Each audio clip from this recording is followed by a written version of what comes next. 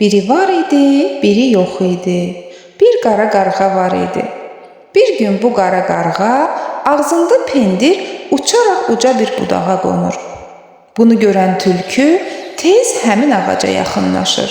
Başını qaldırıb altdan yuxarı baxaraq deyir: Əhsən sənə ay qarğa. Budağa necə nəzakətlə qonmusan? Gəlişinlə bütün çəməni çölü bəzədin. Necə gözəlsən, necə yaraşıqlısan. Parlaq tüklərin elə bil ipəkdir. Lap cənnət quşuna bənzəyirsən. Bədnəzərdən uzaq olasan. Əminəm ki, sənin səsin də çox gözəldir. Bu sözlərdən həvəslənən qarğa elə ağzını açır ki, qa desin, ağzındakı pendir yerə düşür.